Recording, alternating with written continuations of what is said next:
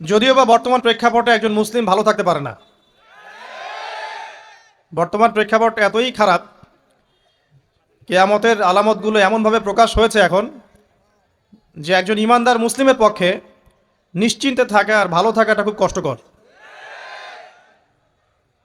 তারপরেও নবী সাল্লাল্লাহু আলাইহি ওয়াসাল্লাম আমাদেরকে দিক নির্দেশনা দিয়েছেন যে যখন ফিতনার যুগ আসবে, ফিতনার যুগ বলতে চতুর্দিক থেকে ফিতনার ফাসাদ।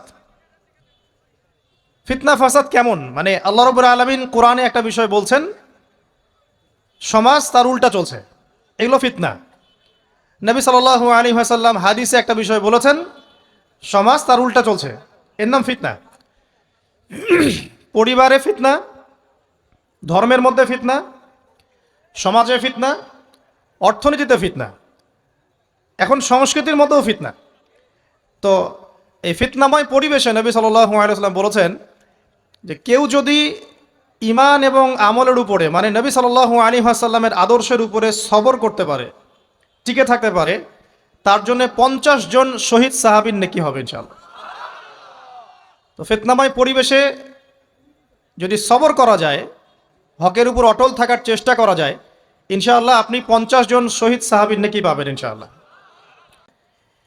মানে বিশ্বের সবচেয়ে বড় ফিতনা ছিল দ্বিতীয় বিশ্বযুদ্ধ। তার আগে একটা হয়েছে প্রথম বিশ্বযুদ্ধ, যেখানে প্রায় কয়েক কোটি মানুষ মারা গেছে, আর সেকেন্ড ওয়ার্ল্ড ওয়ারে আরও বেশি মানুষ মারা গেছে। তো এখন বিশ্বকে ঠেলে দেওয়া হচ্ছে একটা থার্ড ওয়ার্ল্ড ওয়ারের দিকে, মানে যে কোনো সময় একটা তৃতীয় বিশ্বযুদ্ধের আশঙ্কা করছেন এখনকার যারা মিলিটারি অ্যাফেয়ার্স নিয়ে পড়াশোনা করেন, ওয়ার্ল্ড অ্যাফেয়ার্স নিয়ে পড়াশোনা করেন, তারা এগুলো বলতে পারবেন ভালো।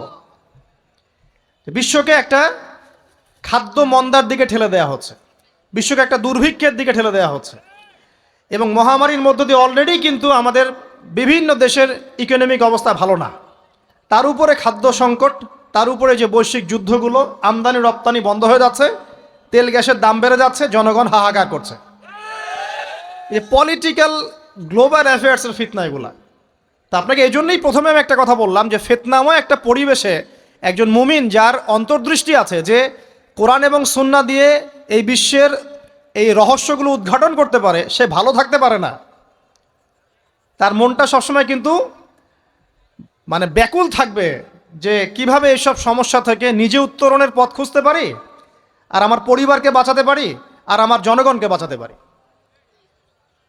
আর যদি আপনি আত্মকেন্দ্রিক হন, স্বার্থপর হন, তাহলে নিজের চটকায় তেল দিবেন, নিজে ভালো থাকলেই বাপের নাম। তো দেখুন, এই জামানার কথাই নবীজি বলছেন সাল্লাল্লাহু আলাইহি ওয়াসাল্লাম, তোমাদের সামনে এমন একটা যুগ আসছে, নবীজি বলছেন জামানা সবরিন, কঠিন জামানা, যে জামানায় ঈমান নিয়ে চলাটা হবে হাতের মধ্যে আগুন নিয়ে চলার মতো। তো নবীজি বলছেন ওই সময়ে সাহাবী জিজ্ঞাসা করছেন, ইয়া রাসূলুল্লাহ, আমি ওই সময়ে কি করব, ওই সময় আমি কি করব, আমাকে কি পরামর্শ দিচ্ছেন? নবী সাল্লাল্লাহু আলাইহি ওয়াসাল্লাম বলছেন, হে আমর ইবনে আস, তুমি ওই সময়ে বাড়িতে অবস্থান করো, বাসায় থাকো, বিনা প্রয়োজনে বাড়ির বাইরে এসো না। ওই সময় তুমি নিজের পাপের জন্য আল্লাহর কাছে ক্রন্দন করতে থাকো, বিনা প্রয়োজনে বাড়ির থেকে বের হয়েও না। আর মানুষের সাথে এত বেশি মেলামেশা করো না, নিজে তোমার আমল, তোমার গুনাহ নিয়ে ব্যস্ত থাকো, তোমার পাপের জন্য আল্লাহর কাছে কান্নাকাটি করো, ইনশাল্লাহ তুমি নাজাত পেয়ে যাবে। এটা একটা অপশন, মানে ফিতনাময় পরিবেশে আপনি কিভাবে বাঁচবেন, এটা একটা অপশন। আরেকটা হাদিসে গিয়ে নবী সাল্লাল্লাহু আলাইহি ওয়াসাল্লাম বলছেন যে যখন এমন ফিতনাময় পরিবেশ আসবে, তখন যদি তোমরা এই আমর বিল মারুফ নাহি আনিল মুনকার, সৎ কাজের আদেশ, অসৎ কাজের নিষেধ, আমার সুন্নতের উপর অটল থাকতে পারো, তাহলে তোমরা 50 জন শহীদের নেকি পাবে। সাহাবায়ে কেরাম বলছেন, ইয়া রাসূলুল্লাহ, আমিনহুম আও মিন্না, তাদের মধ্যে 50 জন নাকি আমাদের মধ্যে 50 জন শহীদ? নবী করিম সাল্লাল্লাহু আলাইহি ওয়াসাল্লাম বলছেন, বাল মিনকুম, বরং তোমাদের মধ্যে 50 জন শহীদ। এটা অপশন নাম্বার 2। এক কি বললাম, আপনি নিজেকে নিয়ে ব্যস্ত থাকেন, বাসায় থাকেন, বিনা প্রয়োজনে বাড়ির থেকে বের হবেন না, মানুষের সাথে কম মেলামেশা করেন, এবং নিজের পাপের জন্য আল্লাহর কাছে কান্নাকাটি করেন, নিজের আমল নামা নিয়ে ব্যস্ত থাকেন, ইনশাআল্লাহ নাজাত পাবেন।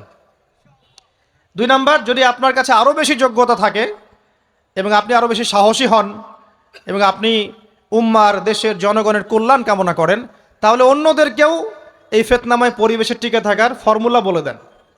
এখানে সবর করেন, আমর বিল মারুফ নাহি আনিল মুনকারের কাজ করেন, আল্লাহ পাক আপনাকে ইনশাআল্লাহ 50 জন শহীদ সাহাবীর নেকি দিবেন ইনশাআল্লাহ।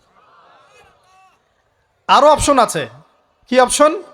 ওই যে আসহাবুল কাহফ কি করেছিল, একটা ফিতনাময় পরিবেশ থেকে নিজেরা আস্তে করে সরে গিয়েছে।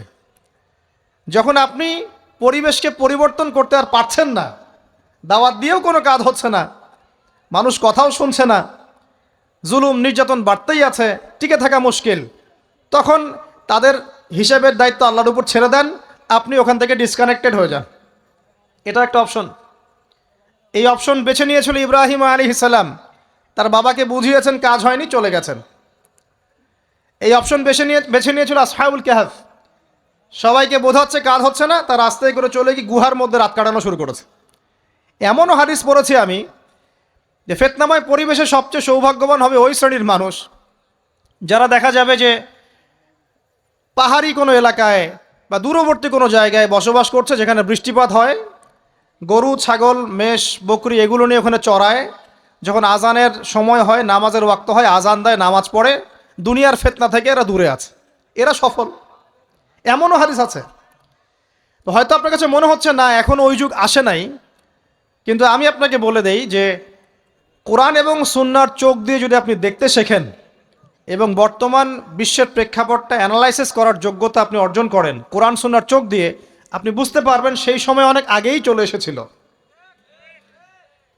এখন ফিতনা এবং ফাসাদময় এই পরিবেশে আমরা কি করতে পারি, ছোট স্কেলে, বড় স্কেলে না, ছোট স্কেলে। আমি আজকে বড় বিষয় নিয়ে কথা বলতে আসি নাই, কারণ আমি চিন্তা করলাম যে আসলে প্রথমে যদি ব্যক্তিকেন্দ্রিক বিষয়টা ঠিক না হয়, বড় বিষয় আলোচনা করে কোনো লাভ নাই। আগে ব্যক্তি যদি ঠিক না হয়, বড় বিষয় আলোচনা করে আসলে কোনো লাভ নাই, আপনারা বুঝবেনও না, মাথার উপর দিয়ে চলে যাবে। এখন গ্লোবাল অ্যাফেয়ার্স নিয়ে কথা বলে খুব একটা ফায়দা নাই আপনাদের। এখন ইকোনমিক পুরো এই সুদভিত্তিক সিস্টেম আপনি চেঞ্জ করতে পারবেন না, এবং পুরো যে তাগুতি ব্যবস্থা আপনি চেঞ্জ করতে পারবেন না। আপনি কি করতে পারবেন? আপনি নিজেকে পরিবর্তন করতে পারবেন, আপনার পরিবারকে পরিবর্তন করতে পারবেন। এতটুকু আপনার পক্ষে এখন পর্যন্ত সহজ, ঠিক না? ঠিক কথা। এটা আপনি এখন করতে পারবেন। তো এটার ফর্মুলা কি? ফর্মুলা ঘাটতে গিয়ে আল্লাহ পাক আমার মাথার মধ্যে একটা হাদিস নিয়ে এসে দিলেন। কারণ আমি বিশ্বাস করি যে আপনারা বলছেন মৌলানা আল্লামা, আমি আসলে এমন কিছু নই, এই কথাগুলো আসলে আমার সাথে যায় না। আমি নিতান্তই একজন ছোট মানুষ এবং তালেবে ইলম, জ্ঞানের পথের পথযাত্রী। আর আমি তালেবে ইলম হয়ে থাকতে চাই। আমি মুফতি নই, আমি মুহাদ্দিস, মুফাসসির বা এই যে শব্দগুলো আপনারা বলছেন, এমন কিছুই নয়। আসলে কিয়ামতের মাঠে আমি জান্নাতে যেতে পারবো কিনা আমি নিজেই জানি না।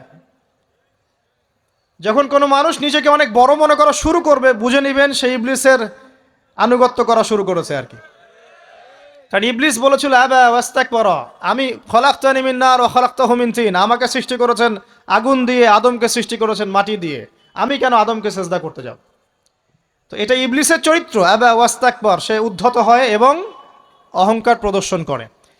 তো আমি মনে করি যে আমি কিছু বলি না, আল্লাহ রাব্বুল আলামিন আমাকে বলার তৌফিক দেন মাত্র, আলহামদুলিল্লাহ। তা আমার মাথায় একটা হাদিস আসছে, সকাল থেকে ঘুরছে। সেটা হচ্ছে, দেখুন, বারা ইবনে আযিব রাদিয়াল্লাহু আনহু থেকে বর্ণিত হাদিসটা আসছে এবং হাদিসটা বিশুদ্ধ। এখান থেকে আমি মূল আলোচনা যাচ্ছি যে একদিন আনসার মানুষদের মধ্যে, আনসার কারা? আমাদের আনসার বাহিনী। আনসার কারা?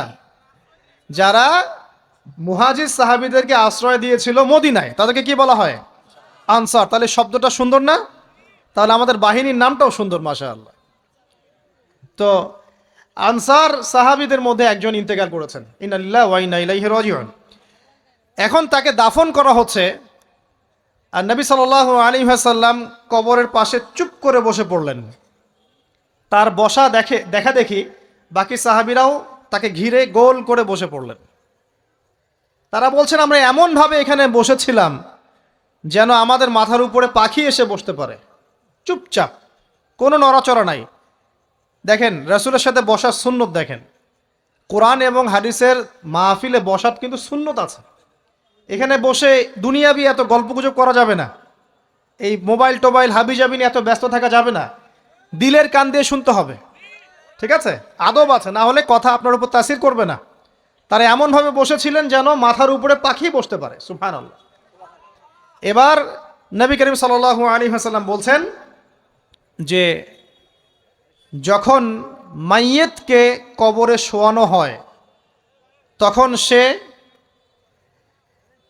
তাকে দাফন করে যাওয়া ব্যক্তিদের হাঁটার খসখস আওয়াজ শুনতে পায়। এরপরে তাকে যখন শুইয়ে দেওয়া হয়, সে যদি মুমিন ব্যক্তি হয় তাহলে তার মাথার দিকে তার সলাত এসে দাঁড়িয়ে যায়। দুনিয়াতে আপনি যে নামাজগুলো পড়েছেন, আমি যে নামাজগুলো পড়ছি, এগুলো মাথার দিকে দাঁড়িয়ে যায়। ডান দিকে চলে আসে তার সওম, সওম মানে কি? রোজা। বাম দিকে চলে আসে যাকাত, যাকাত মানে কি? যাকাতের সাথে তো আমরা পরিচিত নই। আমরা ওই যে রাস্তাঘাটে যে দান খয়রাতগুলো উঠানো হয় এগুলোর সাথে খুব পরিচিত, তাই না? কত টাকা কত পয়সা কি কি গান করে আর টাকা কালেকশন করে না? অনেক সময় দেখা যায় রাস্তায় যাচ্ছি আমরা গাড়ি নিয়ে, পারলে গাড়ির সামনে এসে হুমড়ি খেয়ে পড়বে টাকা নেওয়ার জন্য। এইভাবে টাকা কালেকশন করতে কে শিখিয়েছে ইসলামে? আর আমরা অনেক সময় ছোট ছোট বাচ্চাদেরকে দিয়ে, মাদ্রাসার ছোট ছোট বাচ্চাদেরকে দিয়ে টাকা কালেকশন করাই। এটা ঠিক না। কেন ঠিক না জানেন? ছোটবেলা থেকেই ওর ব্যক্তিত্ব নষ্ট হচ্ছে। এই হাতটা উত্তম না এই হাতটা উত্তম? উপরের হাত উত্তম, নিচের হাত উত্তম? তো ছোটবেলা থেকে সে নিচের হাতে অভ্যস্ত হচ্ছে। দেখেন, এত টাকা পয়সা কালেকশন করে আমাকে আর একটা স্বতন্ত্র মসজিদ করতেই হবে জরুরি? খুবই জরুরি ছিল। মানুষের কাছে হাত চেয়ে, হাত পেতে রাস্তাঘাটে এরকম করে গাড়ি থামিয়ে, তারপরে কি বলবো, সুর করে গান গেয়ে এত টাকা পয়সা কালেকশন করতেই হবে? মসজিদটা আমাকে টাইলস ফিটিং করতেই হবে? এসি মসজিদ করতেই হবে? আমরা এমনও মসজিদ রংপুরে দেখেছি 10 বছরেও টাকা কালেকশন শেষ হয় নাই। 10 বছর ধরে কালেকশন হচ্ছে। আমি ছোটবেলা থেকে দেখছি কালেকশন হচ্ছে। কি বুঝলেন? তো এগুলো আমাদের ব্যক্তিত্ব নষ্ট করে। মুসলিমরা উপরের হাতের মালিক।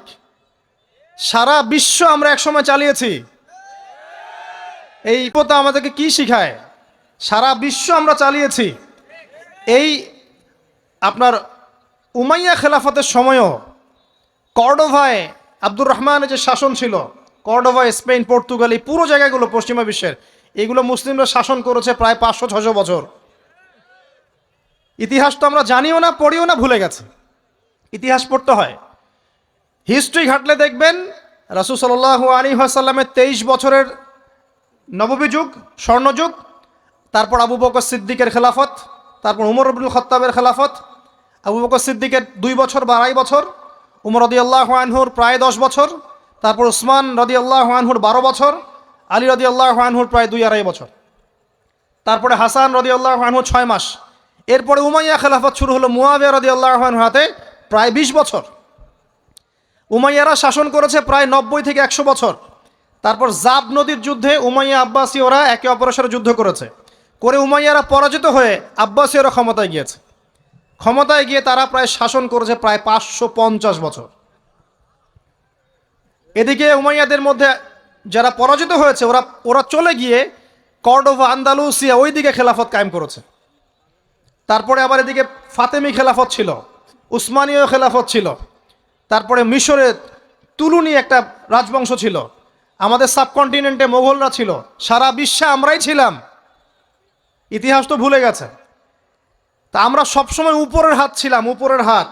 আমরা দিতাম, মানুষ নিত। আর এখন কি হচ্ছে? আমরা এখানে আমরা চাই, মানুষ দেয়। আর ওরা কি আর এমনি দেয়? ওরা চড়া সুদ দিবে না? ওয়ার্ল্ড ব্যাংকে যান লোন নিতে, চড়া সুদ। মানে এই সুদ শোধ করতে গিয়ে বিভিন্ন দেশ শ্রীলঙ্কা হয়ে যাচ্ছে। সুদ তো শোধ করতে হবে, এমনি তো আপনাকে আর এগুলো দিবে না। তো এই সুদটা শোধ করতে গিয়ে আমাদের জিনিসপত্রের দাম বেড়ে যাবে, তারপরে দেখবেন জনগণের উপর কর বেড়ে যাবে, অনেক প্রবলেম। আর এই প্রবলেমগুলো ফেস করতে হবে কি কারণে? রিবা বা সুদের কারণে। তো এই যে বলছি, দেখেন ছোটবেলা থেকেই যে আমরা নিচের হাতে অভ্যস্ত হচ্ছি, এটা ত্যাগ করতে হবে। ব্যক্তিত্বের পরিচয় দেন। এত টাকা পয়সা চেয়ে প্রতিষ্ঠান করার দরকার নাই। আমার জমি আছে 1 বিঘা, আমি প্রতিষ্ঠান করবো ইনশাআল্লাহ। আপনার 2 বিঘা আপনি করেন, যার সামর্থ্য আছে সে করবে, সামর্থ্য নেই করার দরকার নেই। আর একটা মসজিদ যদি কবুল হয়, একটা মসজিদ একটা জেলার জন্য যথেষ্ট। একটা মসজিদে নববী থেকে নবী সাল্লাল্লাহু আলাইহি ওয়াসাল্লাম সারা দুনিয়া শাসন করেছে। আর আমাদের তো কোটি কোটি মসজিদ, কোটি কোটি মসজিদ বাংলাদেশে।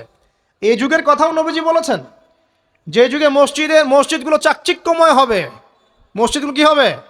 চাকচিক্যময় হবে, হেদায়েত উঠে যাবে এবং মসজিদের মধ্যে শোরগোল হট্টগোল বেড়ে যাবে। দেখেন না মসজিদে হট্টগোল বেড়ে গেছে না? এটা সেই যুগ। তো যেটা বলছিলাম প্রিয় ভাইরা, যে নিচের হাতে অভ্যস্ত না, উপরের হাতে অভ্যস্ত হতে হবে।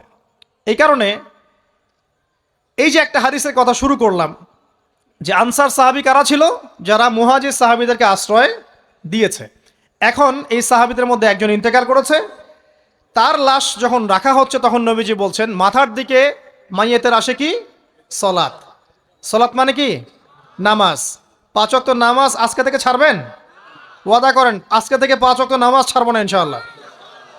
একটা হাদিস খালি বলি, মান তারাকা সালাতান মুতাআম্মিদান ফাকাদ কাফারা, মান তারাকা সালাতান মুতাআম্মিদান ফাকাদ কাফারা। আবার শোনেন, قال رسول الله صلى الله عليه وسلم من ترك صلاة متعمدا فقد كفر। আর মুয়াজ বিন জাবাল রাদিয়াল্লাহু আনহু কে নবীজি বলেছেন মান তারাকা সালাতা মুতাআম্মিদান ফাকাদ বারিয়াত মিন জিম্মাতিল্লাহ। যে ব্যক্তি নিজের উপর ফরজ নামাজ ছেড়ে দিল সে কুফরি করলো, সে কুফরি করলো, সে কুফরি করলো। মুয়াজ বিন জাবালকে নবী সাল্লাল্লাহু আলাইহি ওয়াসাল্লাম বলছেন যে ব্যক্তি ফরজ নামাজ ইচ্ছা করে ছেড়ে দিল সে ব্যক্তি আল্লাহর জিম্মা থেকে মুক্ত হয়ে গেল। নামাজ ছাড়বেন প্রিয় ভাই? 5 ওয়াক্ত নামাজ জামাতের সাথে ইনশাআল্লাহ। আল্লাহ আমাকে তৌফিক দেখ, আপনাদের সবাইকে তৌফিক দান করুন, আমিন। জামাত যদি না পান একা পড়ে নেবেন, ঠিক আছে? যদি ঘুমিয়ে থাকেন ঘুম থেকে উঠে পড়বেন, ভুলে গেছেন যখন মনে হবে তখন পড়বেন। অজু করার পানি নাই, কি করবেন? তায়াম্মুম করবেন। তায়াম্মুমেরও কিছু নাই, আপনার কোনো কাপড়ই নাই, সতর ঢাকার কোনো কাপড়ই নাই, কি করবেন? বসে বসে নামাজ পড়বেন ওই অবস্থাতেই।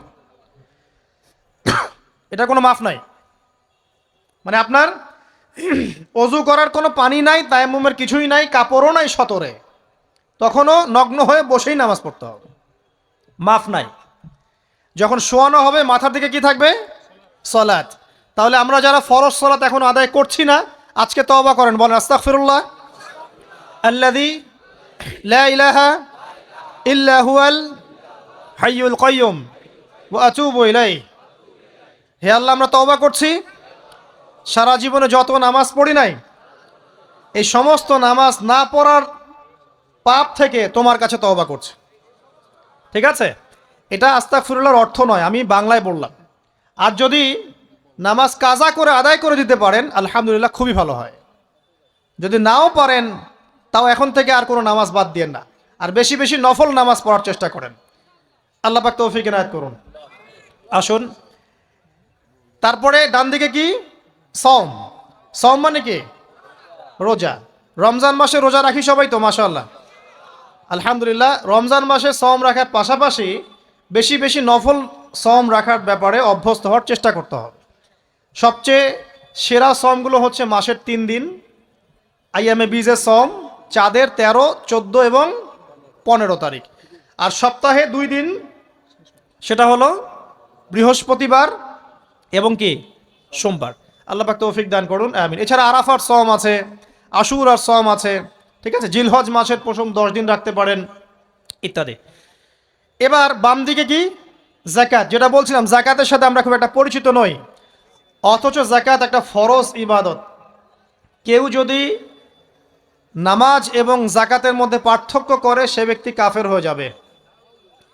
কেউ যদি মনে করে নামাজ আমি মানি যাকাত আমি মানি না, তাহলে কাফের হয়ে যাবে। নিসাব পরিমাণ সম্পদ হলে প্রত্যেক মুসলিমের উপর যাকাত ফরজ, ঠিক আছে? এবং এই যাকাতই হচ্ছে আপনার ইসলামিক অর্থনীতির মূল ভিত্তি। যাকাত হচ্ছে ইসলামিক অর্থনীতির কি? মূল ভিত্তি। আগে মুসলিমদের সাথে 2টা জিনিস থাকতো, যখন মুসলিমরা সারা বিশ্বকে নেতৃত্ব দিয়েছে তখন ডান দিকে একটা বড় তরোয়াল থাকতো আর বাম দিকে একটা ছোট খঞ্জর থাকতো, জানেন? এই মোগল আমলেও দেখবেন, নবাব সিরাজউদ্দৌলাদের আমলেও দেখবেন, ডান পাশে একটা বড় সৌর থাকতো আর বাম পাশে থাকতো একটা ছোট খঞ্জর। ওই দুইটা জায়গায় এখন স্থান নিয়েছে ডান পকেটে একটা বড় স্মার্টফোন আর বাম পকেটে ছোট একটা আবার কথা বলা ফোন। মানসিকভাবে আমরা সুস্থ নই এখন। আল্লাহ পাক আমাদেরকে বোঝার তৌফিক দেখ। কথাগুলো আঘাত করার জন্য বলছি না, আমি কথাগুলো বলছি এই কারণে যে আমাদের এই যুব সমাজকে নিয়ে আমাদের অনেক আশা। যুবকরা ইসলাম শিখবে, এলেম শিখবে, আমল করবে, ইনশাআল্লাহ আগামী দিনে এই জাতিকে নেতৃত্ব দিবে। তো এই সময় থেকে যদি ওদেরকে ট্রেন্ড আপ করা না যায়, তাদের ম্যানার্স, বিহেভিয়ার, হিউম্যান বিহেভিয়ারগুলো ডেভেলপ করা না যায়, তাহলে আগামী দিনে কি এরা জাতিকে নেতৃত্ব দিতে পারবে? তো যে কথা বলছিলাম প্রিয় ভাইরা, দেখুন যাকাত ইসলামিক অর্থনীতির মূল ভিত্তি। কিভাবে জানেন? ব্যবসা এবং যাকাত এটা কি করে? এটা একটা মার্কেটের মধ্যে সম্পদ ঘুরতে থাকে। আমি বুঝাচ্ছি আপনাকে। মনে করেন আপনি ব্যবসা করছেন এবং যাকাত দিচ্ছেন। যাকাত কারা দিবে? যারা যাকাতের নিসাব পরিমাণ সম্পত্তি রাখে, মানে কিছুটা ধনী তারা। তো তারা ব্যবসা করছে, মাশাআল্লাহ। ব্যবসা যখন করে, ব্যবসায় কি থাকে? লাভ থাকে, লস থাকে, লাভ থাকে, লস থাকে। লাভও হতে পারে আপনার, লসও হতে পারে। আর সুদে কি? শুধু লাভ, লস আছে? লস নাই। পার্থক্য বোঝেন। এখন ব্যবসা যখন আপনি করবেন, এই টাকা বা মূল যে ক্যাপিটাল যেটা বলে অর্থনীতির ভাষায়, এটা মার্কেটের মধ্যে সার্কুলেট করতে থাকবে। আজকে আপনি ধনী, লাভ করেছেন, কালকে লস করবেন, এই ধন আরেকজনের হাতে চলে যাবে। সে আবার ব্যবসা করছে, সে লাভ করলে সম্পদ তার হাতে থাকলো, লস করলে আরেকজনের হাতে। মানে এই মানিটা, ক্যাপিটাল যেটা, এটা মার্কেটের মধ্যে ঘুরতে থাকে, ঘুরতে থাকে। আজকে কেউ ধনী, কালকে কেউ ধনী, আজকে কেউ ফকির, কালকে কেউ ধনী, এভাবে। এখানে আল্লাহ পাক যাকে ইচ্ছা হয় ধন দেন, যাকে ইচ্ছা হয় দরিদ্র করেন। এটা আল্লাহ পাক নিয়ন্ত্রণ করেন। আবার এর মধ্যে যারা ধনী হবে তারা আবার যাকাত দিবে। কাকে যাকাত দিবে? যে গরিব তাকে। এই কারণে অর্থনৈতিক সাম্য থাকবে এবং টাকা, ক্যাপিটাল মার্কেটে সার্কুলেট করতে থাকবে। এটা হচ্ছে ইসলামিক ইকোনমিক্স। বুঝাতে পারছি না মনে হয়? আর রিবায় কি হবে? রিবায় কোনো লসের চান্স নাই। মানে এখানে ধনী আরও ধনী হতে থাকবে, গরিব আরও গরিব হতে থাকবে, প্লাস যাকাতও দিবে না। তখন সমাজের একটা অংশ অনেক ধনী হবে আর একটা অংশ একদম মাটিতে পড়ে যাবে, কোনো ব্যালেন্স হবে না। এই কারণে বিশ্বের একটা অংশ, ওই বিশ্বের একটা বড় অংশ যারা সুদখোর, যেখান থেকে সুদ এসেছে, ওইটা আস্তে আস্তে ধনী হয়ে গেছে এবং বিশ্বের বহু কান্ট্রি আস্তে আস্তে দারিদ্র্য সীমার নিচে চলে আসছে। এটা শুধু ব্যক্তির ক্ষেত্রেই নয়, এটা সমাজের ক্ষেত্রেই নয়, পুরো বিশ্বেটা হচ্ছে। তো এই হলো রিবা এবং ব্যবসা ভিত্তিক, যাকাত ভিত্তিক ইকোনমিক সিস্টেমের পার্থক্য, বেসিক ডিফারেন্স। রিবার মধ্যে আল্লাহ পাক তার হাত উঠিয়ে নেন, আল্লাহ পাক সেখানে আর ইন্টারফেয়ার করেন না। ঠিক আছে, সুদ খাচ্ছ, তুমি তোমার মতো চলো এখন। আর ব্যবসা ভিত্তিক ইকোনমিক্স চললে আল্লাহ পাক সেখানে কাউকে ধন দিবেন, কারো কাছ থেকে নেবেন। আপনার ধন নিয়ে আমাকে দিবেন, আমার ধন নিয়ে আপনাকে দিবেন। আর আমি যদি ধনী হই, আমি আবার যাকাত দিব, সেই যাকাতের টাকা আবার আপনার হাতে যাবে, কেউ না খেয়ে মরবে না। তো সামনে এই যে বলা হচ্ছে 2023 সাল, শুধু 23 সাল না, আমার অবজারভেশন 2026-27 পর্যন্ত একটা অর্থনৈতিক মন্দা চলতে পারে। বলবে কিছু কিছু লোক যে ভবিষ্যৎবাণী করতেছে। আবার এটা ভবিষ্যৎবাণী নয়। আপনি বর্তমান সম্পর্কে খবর রাখেন না বলেই বর্তমানকে আপনার ভবিষ্যৎ মনে হচ্ছে। আমাদের অনারেবল মিনিস্টার যারা আছেন ওদেরকে জিজ্ঞাসা করেন, তাদেরকে জিজ্ঞাসা করেন, তারাও বলছেন যে 2023 সাল থেকে 26 সাল খাদ্য মন্দার মধ্যে যাবে। দেখেন নাই? তারা এই কথা বলছেন কারণ তারা বুঝতে পারছেন ওয়ার্ল্ডের অবস্থা ভালো না। এখানে একটা সলিউশন বলছি, ইচ্ছা হলে আপনি গ্রহণ করতে পারেন, ইচ্ছা হলে নাও করতে পারেন। আমার তো চাপিয়ে দেওয়ার কোনো ক্ষমতা নাই। ফাযাক্কির ইন্নামা আনতা মুযাক্কির, আপনি শুধু উপদেশদাতা। লাস্তা আলাইহিম বিমুসাইতির, আপনি কারো প্রতি দারোগা নন। কি উপদেশ? এই যে যাকাত, যেটা যাকাত, আমাদের যাকাত যেটা আসে, এটাকে একটু বড় পরিসরে কালেক্ট করার চেষ্টা করতে হবে। করে যদি আমরা সুষ্ঠু বন্টন করতে পারি গরিবদের মাঝখানে, ইনশাআল্লাহ কেউ খাদ্য অভাবে মারা যাবে না ইনশাআল্লাহ। আল্লাহ পাক আমাদেরকে বোঝার তৌফিক দান করুন। এর পাশাপাশি তারা যেটা বলেছেন, ইকোনমিক সেকশনের লিডার যারা আছেন তারা যেটা বলছেন এটা ঠিক বলছেন। তারা বলছেন কৃষিভিত্তিক অর্থনীতির কথা বলছেন, এটার সাথে আমি 100% একমত। কারণ আল্লাহ পাকের কোরআন, এই কোরআনের মধ্যে বেশিরভাগ যে অর্থনীতির কথা এসেছে তা হচ্ছে কৃষিভিত্তিক অর্থনীতি। এটা কি জানেন? হয়তো জানেন না। কোরআনে যত ইকোনমিক সিস্টেমের কথা আসছে তার মধ্যে সবচেয়ে বেশি এসেছে কৃষিভিত্তিক অর্থনীতির কথা, তারপর ব্যবসা এবং যাকাত। অতএব তারা ঠিকই বলেছেন। দেশের যারা ইকোনমিক সেকশনে গবেষণা করছেন তারা ঠিক কথাই বলেছেন যে কৃষিভিত্তিক অর্থনীতি হচ্ছে আমাদের অর্থনৈতিক মন্দা দূর করার অন্যতম উপায়। ঠিক বলেছেন, আমি একমত। তো জাকাত, যেটা কথা বলছিলাম, বাম দিকে জাকাত আসবে, তো জাকাত আমরা দিব তো ইনশাল্লাহ ভাই। যাদের শোনেন, বাংলাদেশে এমন অনেক শিল্পপতি আছে যাদের একজনের জাকাতের টাকা দিয়ে একটা গ্রাম চলতে পারে। আর জাকাতের টাকা কিন্তু শুধু এক বছরে আসবে না, প্রতি বছরেই ঘুরে ঘুরে আসবে। মনে করেন যে আপনাদের এলাকার মধ্যে অনেক বিত্তশালী আছেন, আমি দোয়া করি মন থেকে আল্লাহ পাক বিত্তশালীদের অন্তরটাকে নরম করে দিক এবং ওসমান রাদিয়াল্লাহু আনহুর মতো দানশীল করে দিক। আমরা দোয়া করি, আমরা কারো খারাপ চাবো, সবার জন্য হেদায়েতের দোয়া করব। টাকা থাকতে তো সমস্যা নাই, কিন্তু টাকা থেকে যদি উসমান রাদিয়াল্লাহু আনহু হতে না পারলাম তাহলে সমস্যা। টাকা থাকতে কোনো সমস্যা নাই, ধন আপনাকে আল্লাহ দিতেই পারেন। এই ধনটাকে উসমান গনি রাদিয়াল্লাহু আনহুর মতো আল্লাহর পথে বিতরণ করে দেন, ইনশাআল্লাহ আল্লাহ পাক আপনাকে জান্নাতুল ফেরদৌস দান করবেন।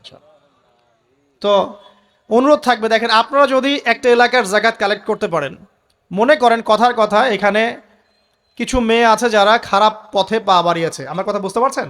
আচ্ছা, এরকম পল্লী অনেক জায়গায় আছে না? এক বছরের জাকাতের টাকা দিয়ে সমস্ত যৌনপল্লীর মেয়েদেরকে কাজ দেয়া সম্ভব, কর্মে আনা সম্ভব। ওদেরকে কাজের ব্যবস্থা করে দেন, ওরা কখনোই এই সেক্স ওয়ার্কারের কাজ করবে না ইনশাআল্লাহ। কোনো মেয়েই এই কাজ করতে চায় না, আমার মতে কোনো মেয়েই চায় না যে ইজ্জত বিক্রি করে খাবো। কোনো মেয়ে চাবে? কখনো চাবে না। ওকে আপনি ভালো কাজের ব্যবস্থা করে দেন এই জাকাতের টাকা দিয়ে, দেখবেন ইনশাআল্লাহ সে ওই খারাপ পথ ছেড়ে দিয়েছে। অনেক দেখবেন দরিদ্র মানুষ আছে যে পড়াশোনা করার কোনো সুযোগ নাই, টাকা পয়সা নাই, পড়াশোনা করতে চায় কিন্তু টাকা পয়সা নাই, দিনের জ্ঞান অর্জন করতে চায়, দেশকে কিছু দিতে চায়, টাকা নাই। তাকে আমরা হেল্প করতে পারি না? পারি। অনেক মানুষ আছে মাদক দ্রব্য বিক্রি করছে, তাকে বুঝান, দিনের হেদায়েত দেন যে ভাই আমি তোমাকে আরো ভালো চাকরি দিব, ভালো ব্যবসা দিব, তুমি ছাড়বা কিনা? বলবো আমি ছেড়ে দেবো ইনশাআল্লাহ। বুঝালে ছেড়ে দেবে ইনশাআল্লাহ। এই যে মেগা প্রজেক্ট যেটা কথা বলি আমরা, আত্ম উন্নয়নমূলক বলেন, যুব উন্নয়নমূলক বলেন, বা কান্ট্রি ডেভেলপমেন্টের কথা বলেন, এখানে জাকাত একটা বড় শক্তি হতে পারে। তবে এটাকে সুষ্ঠুভাবে কালেক্ট করতে হবে এবং জাকাতের যে 8টা খাত আছে এই খাতগুলোতে সুষ্ঠুভাবে বন্টন করতে হবে। অমুসলিমদেরকেও জাকাত দেওয়া যায়, জানেন? অমুসলিম যদি কেউ থাকে, দরিদ্র, তাকেও জাকাত দিয়ে সহযোগিতা করা যায়। আমরা সহযোগিতা করি না বলেই তো ওই যে পশ্চিম থেকে লোকজন এসে সহযোগিতা করে খ্রিস্টান বানাচ্ছে এখন সবাইকে। আরো বাড়বে দিন দিন, দেখেন। আমরা তো সহযোগিতা করছি না। আপনার পাশে আপনার প্রতিবেশী না খেয়ে মারা যাচ্ছে, আপনি যাচ্ছেন না। এখন তো অন্য কেউ এসে যদি সাপোর্ট করে, ও তো তার দলেই ভিড়বে তখন, স্বাভাবিক। এটাই হচ্ছে এখন। আল্লাহ বোঝার তৌফিক দান করুক আমাদের। বাম দিকে মাইয়াতের থাকবে কি ভাই? জাকাত। তারপরে পায়ের দিকে চলে আসবে তার আত্মীয়তার সম্পর্ক রক্ষার ইবাদত, তার এই যে অন্যান্য দান সৎকা, তার নফল আমল, তার তাসবিহ তাহলিল, তার কোরআন তেলাওয়াত ইত্যাদি পায়ের দিকে চলে আসবে। এখানে একটা হাদিস এসেছে, সূরাতুল মুলক যে ব্যক্তি রাতের বেলা তেলাওয়াত করবে, কোন সূরা ভাই? তাবারাকাল্লাযী বিয়াদিহিল মুলক ওয়া হুয়া আলা কুল্লি শাইইন কাদির। এই সূরা যে ব্যক্তি রাতের বেলা করে তেলাওয়াত করবে, ইনশাআল্লাহ সূরা মুলকও কবরে তার সাথে থাকবে এবং কবর আযাব থেকে সূরা মুলক তাকে বাঁচাবে ইনশাআল্লাহ। আমি বুঝাচ্ছি যে কি অবস্থাটা হবে। এবার দুজন ফেরেশতা মাথার দিক থেকে আসবেন, আসতে চাইবেন, সালাত বলবে এখান দিয়ে আসা যাবে না, এদিক দিয়ে আসা যাবে না। ডান দিক দিয়ে আসতে চাইবেন, এদিক দিয়ে আসা যাবে না। বাম দিক দিয়ে আসতে চাইবেন, জাকাত বলবে এদিক দিয়ে আসা যাবে না। পায়ের দিক দিয়ে আসতে চাইবেন, আমলগুলো বলবে এদিক দিয়ে আসা যাবে না। তখন যাই হোক, তারা আসবেন। এটা তাদের, এটা কথা কি? এটা কথাটা হচ্ছে যে সলাতের গুরুত্ব, মানে সে সলাত আদায় করেছে, সে আমার হক আদায় করেছে, আমি তার পক্ষে আছি, এটা পক্ষে বোঝাচ্ছে। রোজা বলবে আমি ওর পক্ষে আছি, তাকে আপনি কোনো শাস্তি দিবেন না, আমি তার পক্ষে আছি। আপনারা দুজন তাকে শাস্তি দিবেন না, আমি জাকাত তার পক্ষে আছি, এটা পক্ষে থাকার কথা। তারপরেও তারা আসবেন, চোখগুলো হবে নীল এবং কালো বর্ণ, নীলাপ চোখের, কালো। মুনকার নাকি উঠে বসিয়ে দেওয়া হবে। এবার 3টা প্রশ্ন। প্রথমে প্রশ্ন হচ্ছে কি? মান রব্বুক, তোমার রবকে? তখন মুমিন বান্দা বুক ফুলিয়ে বলবে রব্বি আল্লাহ, আমার রবকে আল্লাহ। পৃথিবীতে যে ব্যক্তি আল্লাহর সাথে শিরিক করে নাই, আল্লাহর তাওহীদের উপর থেকেছে এবং তার উপরে মৃত্যুবরণ করেছে, ইনশাআল্লাহ সে ব্যক্তি এর উত্তর নির্দ্বিধায় দিতে পারবে ইনশাআল্লাহ। আর দুনিয়াতে যে বা যারাই আল্লাহর সাথে শিরক করবে, আল্লাহর সাথে শিরকের পাপে লিপ্ত হবে, ওই অবস্থায় মারা যাবে, তাওহীদের উপর থাকবে না, কোশ্চিনকালেও মান রব্বুক উত্তর দিতে পারবে না। তারপরে প্রশ্ন হয়ে যাবে, মা দিনুক, তোমার দিন কি ছিল? মুমিন বান্দা উত্তর দিবে কি? দিন ইয়াল ইসলাম, আমার দিন ছিল ইসলাম। এখানে শুনে রাখেন, পৃথিবীতে যারা ইসলামকে পরিপূর্ণরূপে পালন করবে তারাই এই উত্তর দিতে পারবে ইনশাআল্লাহ। যারা ইসলামকে ঠাট্টা বিদ্রুপের হাসি তামাশার পাত্র বানিয়েছে, মন চাইলে কিছু করি, মন চাইলে কিছু করি না, সহজগুলো একটু আমল করি, বাকি কিছুর আমল ধারি না, হ্যাঁ, নামাজ পড়ি, সুদ ছাড়তে পারি না, ঠিক আছে, বছর বছর ওমরা করি, এদিকে ঘুষ দুর্নীতি ছাড়তে পারি না, ইসলামকে ঠাট্টা তামাশার পাত্র বানিয়েছে, এরা কোশ্চিনকালে উত্তর দিতে পারবে না মা দিনুক, দিনে উদখুলু ফিস সিলমি কাফা, পরিপূর্ণরূপে ইসলামে প্রবেশ করতে বলেছেন আল্লাহ রাব্বুল আলামিন।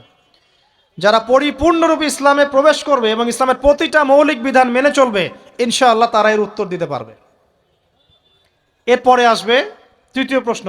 নবী সাল্লাল্লাহু আলাইহি ওয়াসাল্লামকে দেখানো হবে, যখন দেখানো হবে তখন সূর্য যখন ডুবে যায়, যে দৃশ্যটা আমরা দেখতে পারি না, ওই দৃশ্যটা ভেসে উঠবে এবং মুমিন বান্দা অস্থির হয়ে যাবে, বলবে আমাকে ছেড়ে দাও, আমি নামাজ পড়বো। সুবহানাল্লাহ। কারণ তার কাছে মনে হবে যে আসরের ওয়াক্ত হয়ে গেছে, আসরের ওয়াক্ত হয়ে গেছে, আসরের ওয়াক্ত চলে যাচ্ছে, আমাকে নামাজ পড়তে হবে। চিন্তা করেছেন? ওই যে একটা হাদিস আছে না, যে 7 শ্রেণীর মানুষকে আল্লাহ রাব্বুল আলামিন আরশের ছায়া দিবেন, তার মধ্যে এক শ্রেণীর মানুষকে যার অন্তর মসজিদের সাথে ঝুলে থাকে, তার মন মসজিদের সাথে ঝুলেছিল, এই সূর্য ডুবে গেল বলে আমাকে ছেড়ে দাও, আমি নামাজ পড়তে যাব। তখন ফেরেশতারা বলবেন তোমাকে নামাজ পড়তে দেয়া হবে, তবে তার আগে তুমি এর উত্তর দাও। কি উত্তর? এই ব্যক্তির দিকে তাকাও। তখন নবী সাল্লাল্লাহু আলাইহি ওয়াসাল্লামকে দেখানো হবে, সাল্লাল্লাহু আলাইহি ওয়াসাল্লাম দরুদ পড়বেন, বলা হবে যে এই ব্যক্তির সম্পর্কে তোমার কি ধারণা? মান হাযা রাজুলু বুইসা ফীকুম, এই ব্যক্তি কে, যাকে তোমাদের কাছে পাঠানো হয়েছিল? মুমিন ব্যক্তি নির্দ্বিধায় বলে দিবে যে তিনি হচ্ছেন আমার নবী মুহাম্মদুর রাসূলুল্লাহ সাল্লাল্লাহু আলাইহি ওয়াসাল্লাম। দেখুন, পৃথিবীতে যে বা যারাই নবী সাল্লাল্লাহু আলাইহি ওয়াসাল্লামের সুন্নতের উপর আমল করবে, ইনশাআল্লাহ সে তার উত্তর দিতে পারবে। দুনিয়াতে যারা নবীর সুন্নতের 5 পয়সা পরোয়া করছে না, তার আদর্শের 5 পয়সা দাম দিচ্ছে না, তারা কোশ্চিনকালে উত্তর দিতে পারবে না। নাম হতে পারে আব্দুর রহমান, আব্দুর রহিম, নবীর সুন্নতের ধার ধারে না, তারা উত্তর দিতে পারবে না। তো নবীর সুন্নতের গুরুত্ব কত গভীর, এটা আমাদেরকে এখান থেকে বুঝতে হবে। তাই প্রিয় যুবক ভাইরা, মুসলিম ভাইরা, আমাদের জীবনটাকে নবীর আদর্শ এবং সুন্নতে ঢেলে সাজাতে হবে। সকাল থেকে সন্ধ্যা পর্যন্ত প্রতিটা কাজ করব কার তরিকায়? রাসূলের তরিকায়। নামাজ পড়ব তার তরিকায়, রোজা, সিয়াম, হজ, জাকাত, আমল, মুআমালাত, আখলাক সব কার তরিকায়? নবী সাল্লাল্লাহু আলাইহি ওয়াসাল্লামের তরিকা অনুযায়ী ইনশাআল্লাহ। আল্লাহ পাক তৌফিক এনায়েত করুন, আমিন। এবার ফেরেশতা দুজন জিজ্ঞাসা করবেন অবাক হয়ে যে তুমি কিভাবে এটা জানলে, তুমি কিভাবে এই 3টা প্রশ্নের উত্তর দিতে পারলে? কারণ বেশিরভাগ মানুষ তো উত্তর দিতে পারবে না, বেশিরভাগ মানুষই এই উত্তর দিতে পারবে না। কারণ কিয়ামতের মাঠে 1999 জন মানুষ জাহান্নামে যাবে, নাউজুবিল্লাহ। তো এটা কঠিন পরীক্ষা। আল্লাহ রাসূল সাল্লাল্লাহু আলাইহি ওয়াসাল্লাম বলেছেন যে নিশ্চয়ই তোমাদেরকে এখানে পরীক্ষায় ফেলা হবে, আর তোমরা যদি এই পরীক্ষা জেনে তোমাদের মৃতদেরকে দাফন করা থেকে বিরত না থাকতে, তাহলে আমি তোমাদেরকে শুনিয়ে দিতাম কবরে কেমন পরীক্ষা হয়। মানে যদি আমরা শুনতে পারতাম যে কবরে কেমন পরীক্ষা হয়, আমরা ভয়ে আমাদের মৃতদেরকে দাফন পর্যন্ত করতাম না। এটা নবীজি বলছেন সাল্লাল্লাহু আলাইহি ওয়াসাল্লাম। তো তাকে জিজ্ঞাসা করা হবে যে তুমি কিভাবে জানলে এটা? বেশিরভাগ মানুষ তো পারে না উত্তর দিতে। তখন সেই ব্যক্তি বলে বসবে, সেই ব্যক্তি বলবে যে করাতু কিতাব আল্লাহ, আমি আল্লাহর কিতাব এই কোরআন পড়েছি। মুমিন বলবে আমি আল্লাহর কোরআন পড়েছি, ফাআমানতু বিহি, আমি এর উপর ঈমান এনেছিলাম, ওয়া সাদ্দাকতু, এবং সত্যায়ন করেছিলাম। সুবহানাল্লাহ। অতএব দুনিয়াতে যারা দ্বীনের জ্ঞান অর্জন করছে না, কোরআন পড়ছে না, হাদিস পড়ছে না, পড়াশোনার চেষ্টা করছে না, জানার চেষ্টা করছে না, কবরে পাওয়া ডিফিকাল্ট আছে। এটা একটা অন্যতম প্রশ্ন। আমরা কিন্তু মনে করি 3টা প্রশ্ন হচ্ছে, আসলে প্রশ্ন হচ্ছে কয়টা? 4টা। 3টার পরে আরও একটা এক্সট্রা। কিভাবে জানলে? তখন উত্তর দিচ্ছে আমি আল্লাহর কিতাব পড়েছি, ঈমান এনেছি, সত্যায়ন করেছি। সুবহানাল্লাহ। নবী সাল্লাল্লাহু আলাইহি ওয়াসাল্লাম হাদিসের পরের অংশে বলছেন যে যখন কাফের বান্দাকে উঠানো হবে তখন ডানেও কিছু নাই, বামেও কিছু নাই, সামনে পিছনে কিচ্ছু নাই।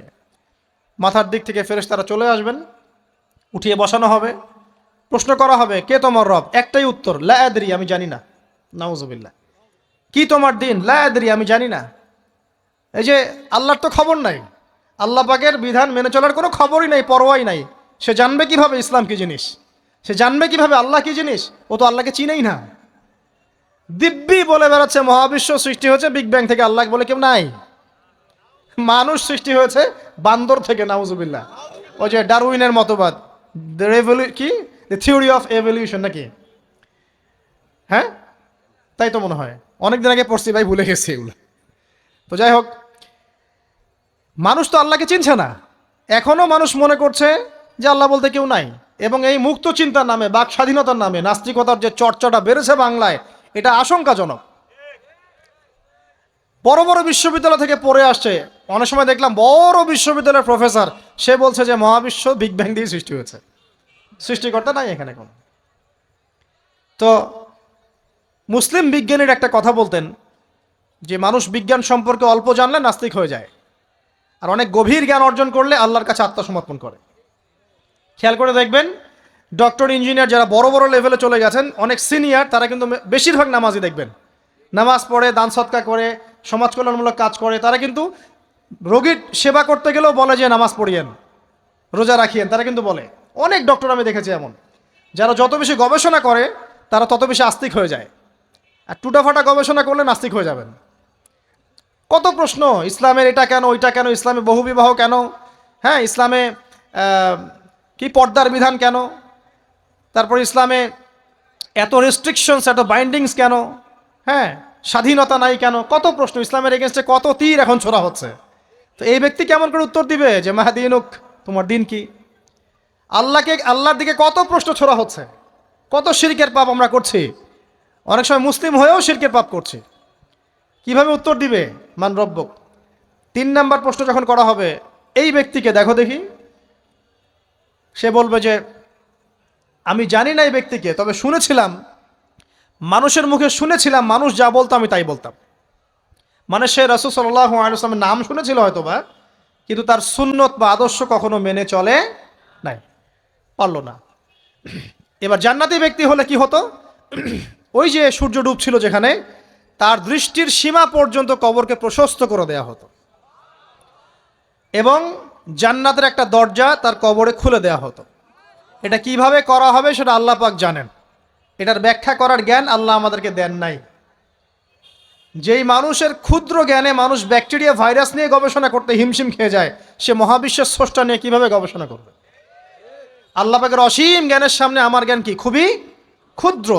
এটা হাদিসে এসেছে বুখারী শরীফের মধ্যে, যে একটা মহাসমুদ্রের মধ্যে যদি একটা পাখি 1 ফোঁটা পানি উঠিয়ে নিয়ে যায়, ওই 1 ফোঁটা পানি হচ্ছে মহাবিশ্বের জ্ঞান, আর বাকি পুরো মহাসাগর হচ্ছে আল্লাহ পাকের জ্ঞান। তো আমরা এই ক্ষুদ্র জ্ঞানের মানুষ হয়ে আল্লাহর জ্ঞানকে কেমন করে পেনিট্রেট করতে পারি? তো আল্লাহ পাক জান্নাতের দরজাগুলো খুলে দিবেন, একটা দরজা খুলে দিবেন, সেখান থেকে বাতাস আসবে, সে জান্নাতের নাজ নেয়ামত উপভোগ করতে থাকবে, এবং তার রূহটাকে সবুজ রঙের পাখির আকৃতিতে জান্নাতে রেখে দেওয়া হবে। ইল্লিন মানে ওখানে জান্নাতের নিয়ামত সে পাবে। এটাকে বলা হয় দারুল বারজাখ বা বারজাখের জীবন। জীবন অনেকগুলো, একটা ছিল রুহের জগৎ। রুহের জগতে আমরা সবাই ছিলাম। শোনেন, রুহের জগতে যার সাথে যার বন্ধুত্ব, ভালোবাসা গভীর ছিল, দুনিয়াতে তার সাথে তার ভালোবাসা বেশি। এটা হয়তো জানেন না, জানতেন হাদিসটা? রুহের জগতে যদি কখনো আপনার সাথে আমার দেখা হয়ে থাকে, দুনিয়াতে আপনার সাথে আমার দেখা হবে ইনশাআল্লাহ। রুহের জগতে যদি আপনার আমার মধ্যে ঘনিষ্ঠ ভালোবাসা থেকে থাকে, এখানেও ভালোবাসা হয়ে যাবে ইনশাআল্লাহ। এটা বলে আমি আবার তোমাদের বয়ফ্রেন্ড গার্লফ্রেন্ড ভালোবাসা বুঝাই নাই, ওই ভালোবাসার কথা বলি নাই। আবার রুহের জগতে বিদ্বেষ, এখানেও দেখবেন বিদ্বেষ। ওটা একটা জগৎ ছিল যেখানে আল্লাহ পাক সমস্ত আদম সন্তানকে সৃষ্টি করে তাদের রুহটাকে রেখেছিলেন, এবং ওয়াদা নিয়েছেন। কি ওয়াদা? আল্লাহ পাক বলেছিলেন আলাস্তু বিরব্বিকুম, সূরা আরাফের 182 নম্বর আয়াত পড়ে দেখবেন, 182 নম্বর আয়াত। আল্লাহ পাক বলেছিলেন যে আমি ওয়াদা নিয়েছিলাম, আলাস্তু বিরব্বিকুম, আমি কি তোমাদের রব নই? আমরা সবাই বলেছিলাম বেলা ইয়া রব্বি, অবশ্যই আপনি আমাদের রব। দুনিয়াতে এসে আমরা ভুলে গেছি। এই ভুলে যাওয়াটা মনে করায় দেওয়ার জন্যই আল্লাহ পাক আসমানে কিতাব নাজিল করেন, নবী রসুল পাঠান, আমাদের কান পর্যন্ত ইসলামের দাওয়াত পৌঁছে দেন, যাতে আমরা মনে করতে পারি। এবার আসেন রুহের জগতের পর আসলাম এই যে দুনিয়ার জগৎ, দারুদ দুনিয়া। দুনিয়ার মধ্যে আছি হয়তো 50, 60, 70, 100 বছর হায়েস্ট। এরপর যাবে দারুল বারজাখ, বারজাখের জগৎ। পাপী ব্যক্তি হলে জাহান্নামের দরজা খুলে দেওয়া হবে, আর জাহান্নামের সে আযাব ভোগ করতে থাকবে। এবং পুণ্যবান ব্যক্তি হলে জান্নাতের দরজা খুলে দেওয়া হবে, এবং এর নাজ নেয়ামত সে ভোগ করতে থাকবে। তখন তাকে বলা হবে এটা জান্নাতের সেই জায়গা যেখানে তুমি থাকবে। এটা দেখার সাথে সাথে, শোনার সাথে সাথে তার যে খুশি, উৎফুল্ল তার অনেক বেড়ে যাবে। এবং সে কী করবে জানেন? সে পৃথিবীতে ফিরে আসতে চাইবে। সে বলবে আমাকে আমার পরিবারবর্গকে জানাতে দেন, আমাকে আমার পরিবারবর্গকে জানাতে দেন যে আমি ভালো আছি। তখন ফেরেশতারা তাকে বলবেন যে এটা সম্ভব না, তোমার এবং তাদের মাঝে দারুল বারজাখ আছে, তুমি এটা ভেদ করে যেতে পারবে না। তখন তার আত্মাটাকে ইল্লিনে দেওয়া হবে, একটা সবুজ পাখির আকৃতিতে জান্নাতে ঘুরে বেড়াবে ইনশাআল্লাহ। আর যদি জাহান্নামী হয় তাহলে যে বললাম দরজা খুলে যাবে, জাহান্নামের মর্মান্তিক আযাব তার দিকে আসতে থাকবে। কবর সংকুচিত হয়ে আসবে এমনভাবে যাতে তার বাম পাজর ডান পাজরের ভিতরে এইভাবে ঢুকে যাবে, নাউযুবিল্লাহ। এবং এই আযাব চলতে থাকবে ইলা ইয়াউমি ইউবআসুন, পুনরুত্থানের দিন পর্যন্ত। এখন এই যে হাদিসটা আপনারা শুনলেন, এই হাদিসটা ব্যক্তিকেন্দ্রিক নয় কি? এখানে 3টা বিষয় আপনাকে ফোকাস করতে হবে আমাদেরকে। 1, তাওহীদ, আল্লাহ পাকের তাওহীদ। 2, রিসালাত, রাসূলুল্লাহ সাল্লাল্লাহু আলাইহি ওয়াসাল্লামের রিসালাত। এবং আখিরাত, পরকাল। এই 3টা বিষয় খুব স্বল্প কথায় বলছি। দেখুন, তাওহীদ কি? আল্লাহ পাকের একত্ববাদ। এক আল্লাহকে আপনি সৃষ্টিকর্তা মানবেন, রিজিক দাতা মানবেন, পালনকর্তা মানবেন, সন্তান দাতা, ভালো মন্দের মালিক, সমস্ত কিছুর মালিককে আল্লাহ। আল্লাহ আল্লাহ আমাকে বাঁচিয়ে রেখেছেন, আল্লাহ আমাকে মৃত্যু দিবেন, আল্লাহ আমাকে রিজিক দেন, আল্লাহ আমাকে সন্তান দিবেন, আল্লাহ আমার ভালোর মালিক, আল্লাহ মন্দের মালিক, আল্লাহ সমস্ত কিছুর মালিক। এই কনসেপ্ট পরিষ্কার থাকবে, লা ইলাহা ইল্লাল্লাহ পরিষ্কার থাকবে। সমস্ত বিষয় কার পক্ষ থেকে? আল্লাহর পক্ষ থেকে। এই তাওহীদ, সংক্ষিপ্ত কথায় বললাম তাওহীদ। এর মধ্যে 3টা ক্লাসিফিকেশন আছে, রুবুবিয়্যাত, উলুহিয়্যাত, আসমা ও সিফাত। এটা আপনারা কিতাবুত তাওহীদ বই থেকে পড়ে নিয়েন। সংক্ষেপে বলে দেই, রুবুবিয়্যাত আল্লাহ পাকের সমস্ত বিষয়গুলো তার দিকে সম্বন্ধ করা, সৃষ্টিকর্তা, পালনকর্তা, রিজিক দাতা সবকে আল্লাহ। উলুহিয়্যাত কি? দুনিয়াতে এসেছি আল্লাহ পাকেরই দাসত্ব করতে হবে, অন্য কারো দাসত্ব চলবে না, তাওহীদ উলুহিয়্যাত। আসমা ও সিফাত কি? আসমা সিফাত মানে হচ্ছে আল্লাহ পাকের নাম গুণাবলীগুলো আছে, আল্লাহ পাক রহমান, আল্লাহ পাক রাহিম, আল্লাহ পাক রাজ্জাক, হ্যাঁ, আল্লাহ পাক গফুর, আল্লাহ পাক শদীদুল ইকাব, সমস্ত গুণাবলী কার? আল্লাহর। এই হলো আসমা ও সিফাত। আল্লাহ পাক যেমন, আল্লাহ পাক তেমন, আল্লাহ পাক নিজের মতো, কারোর সাথে তুলনীয় নন। হুয়াল্লাহু আহাদ, একক। আল্লাহুস সামাদ, তিনি অমুখাপেক্ষী। লাম ইয়ালিদ ওয়া লাম ইউলাদ, তিনি জন্ম দেননি, জন্মিতও নন। ওয়া লাম ইয়াকুল লাহু কুফুয়ান আহাদ, তার সমতুল্য আর কিছুই নাই। আল্লাহ থেকে সব কিছু হয়, এটাই হলো তাওহীদ। এখন এর অপোজিশন কি? শিরক। তাওহীদের বিরুদ্ধে গেলে কি হয়ে যাবে? শিরক। কেউ যদি মনে করে যে আল্লাহ ছাড়া কেউ আমাকে জীবন দিতে পারে, আল্লাহ ছাড়া কেউ আমাকে মারতে পারে, আল্লাহ ছাড়া কেউ আমাকে রিজিক দিতে পারে, অথবা আল্লাহ ছাড়া কেউ সন্তান দিতে পারে, আল্লাহ ছাড়া অন্য কারো কাছে কেউ যদি দোয়া করে, আল্লাহ ছাড়া অন্য কারো জন্য নজর মানত করে, আল্লাহ ছাড়া অন্য কারো নামে কসম খায়, আল্লাহর হালালকে হারাম করে দেয়, আল্লাহর হারামকে হালাল করে নেয়, ঠিক আছে? আল্লাহ থেকে শুভ অশুভ আসে না, শুভ আল্লাহর পক্ষ থেকে আসে, অশুভ শয়তানের পক্ষ থেকে আসে, এমনও যদি কেউ মনে করে, শুভ অশুভ দুটোই আল্লাহর পক্ষ থেকে আসে, কিন্তু কেউ যদি মনে করে না শুভগুলো আল্লাহর পক্ষ থেকে, অশুভগুলো শয়তানের পক্ষ থেকে, এমনও যদি মনে করে, শিরক হয়ে যাবে। মুসলিমরা চলাফেরায় শিরক করছে। এখন মুসলিমরা আল্লাহ ছাড়া অন্য কারো কাছে চাচ্ছে, মুসলিমরা অনেকে কবরে সেজদা করছে, মুসলিমরা অনেকেই মৃত মানুষের কাছে দোয়া করছে, হাতে বালা পরে আছেন, খোলেন না। কেন খোলেন না? ভয়ে যদি আপনার ক্ষতি হয়, শিরক। মুসলিমরা দেখবেন আগুনের সামনে মাথা নত করছে, মুসলিমরা এখন মেডিটেশন করে, ধ্যান করে, মুসলিমরা জিনকে তাবে করতেছে, অনেক সময় দেখা যায় মুসলিমরা জাদু করতেছে, জাদুবিদ্যা, কুফরি কালাম করছে না, করছে, সবই শিরক, সবই শিরক। মুসলিমরা দেখবেন আল্লাহর হালাল যেগুলো আছে এগুলোকে হারাম করে ফেলছে, আবার অনেক সময় আল্লাহর হারামগুলোকে হালাল করে নিচ্ছে। সুদ কি ভাই? এখানে ফরজ, হালাল করে নেওয়া হয়েছে। মদ কি? তোমাদের কাছে তো ওয়াজিব, না খাইলে ঘুম হয় না। তো এই যে আল্লাহর হারামগুলোকে কি করছি আমরা? হালাল করে ফেলছি, এটাও শিরক, কুফরি একটা। তো এক কথায় তাওহীদের উপর যারা থাকবে মান রব্বক উত্তর দিতে পারবে ইনশাআল্লাহ। যারা শিরিক করে ফেলবে ওই অবস্থায় মারা যাবে, মান রব্বক উত্তর দিতে পারবে না। আমার কথা কি বোঝা যাচ্ছে? আমি সহজ করার চেষ্টা করছি কিন্তু হয়তো পারছি না, এটা আমার ব্যর্থতা। এক কথায় যদি আমরা কবরের প্রথম প্রশ্নের উত্তর দিতে চাই তাহলে আমাদেরকে অবশ্যই তাওহীদের উপর থাকতে হবে, শিরকে যাওয়া যাবে না। প্রিয় ভাইরা, শিরকের পাপ থেকে আজকে তওবা করে ফেলবেন। আল্লাহ জেনে না জেনে জীবনে যত শিরক করেছে আল্লাহ মাফ করে দাও, আমিন। এবং আগামী দিনগুলোতে শিরকের পাপে লিপ্ত হয় না। প্রিয় ভাইরা, যদি আপনার আমল নামায় আসমান জমিন সমানও পাপ থাকে, শিরকের পাপটুকু না থাকে, আল্লাহ পাক আপনার পুরো পাপ মাফ করতে পারবেন ইনশাআল্লাহ। আল্লাহ পাক বলেছেন মেরাজের রাতে নবী সাল্লাল্লাহু আলাইহি ওয়াসাল্লামকে আরশে আজিমের কাছে উঠিয়ে নিয়ে আল্লাহ পাক 3টা ওহী করেছেন। কয়টা ওহী? একটা ছিল 5 ওয়াক্ত নামাজ, ঠিক আছে। 2 নাম্বার হচ্ছে সূরা বাকারার শেষের 3টা আয়াত। 3 নাম্বার একটা ওয়াদা, একটা প্রতিশ্রুতি। সেটা কি? হে মুহাম্মদ সাল্লাল্লাহু আলাইহি ওয়াসাল্লাম, তোমার উম্মতের মধ্যে কেউ যদি আসমান জমিন সমান পাপ নিয়ে আমার সামনে হাজির হয় কিন্তু আমার সাথে কাউকে শরিক না করে, শিরক না করে, তাহলে আমি আল্লাহ তার সামনে আসমান জমিন সমান ক্ষমা নিয়ে হাজির হব, মানে মাফ করে দেওয়া হবে ইনশাআল্লাহ। অতএব শিরকের পাপে যায়েন না, ইনশাআল্লাহ জান্নাতে যাওয়া যাবে। যে ব্যক্তি মন থেকে একবার লা ইলাহা ইল্লাল্লাহ পড়েছে, সমস্ত বিষয় আল্লাহর দিকে সুপর্দ করে, তার অন্যান্য অনেক পাপ থাকতে পারে, আল্লাহ পাক চাইলে সব পাপ মাফ করতে পারেন। অতএব মান রব্বক উত্তর দিতে চাইলে শিরকের পাপে যাওয়া যাবে, যাবে না। আধুনিক শিরকের মধ্যে সবচেয়ে ভয়ঙ্করটা হচ্ছে এটা যে আমরা আল্লাহর হালালকে হারাম করে নিচ্ছি, হারামকে আবার হালাল করে ফেলছি। এখানে যায়েন না। সব কিছু আল্লাহ থেকে আসে, দোয়া আল্লাহর জন্য করবেন, নামাজ আল্লাহর জন্যে, সব কিছু ইবাদত আল্লাহর জন্যে, দিনী ইলম অর্জন আল্লাহর জন্যে। প্রতিটা কাজের করার আগে নিয়াত ফিক্স করবেন, কেন করব? পরকালীন স্বার্থ থাকলে করব, না হলে করব না। কেন তুমি টিকটকে যাবা না? কারণ পরকালীন কোনো স্বার্থ নাই। কেন তুমি ফ্রি মিক্সিং অ্যাফেয়ার্সে যাবা না? কারণ পরকালীন কোনো স্বার্থ নাই। কেন মদ খাবা না? পরকালীন কোনো স্বার্থ নাই। কেন মিউজিকে যাচ্ছ না? কারণ পরকালীন কোনো স্বার্থ নাই। কেন তুমি এই যে সুদ খাবা না? কারণ পরকালীন কোনো স্বার্থ নাই। যে কাজে পরকালীন কোনো স্বার্থ নাই সে কাজে কোনো মুমিন মুসলিম নাই। কেন নামাজ পড়বো? কারণ পরকালীন স্বার্থ আছে।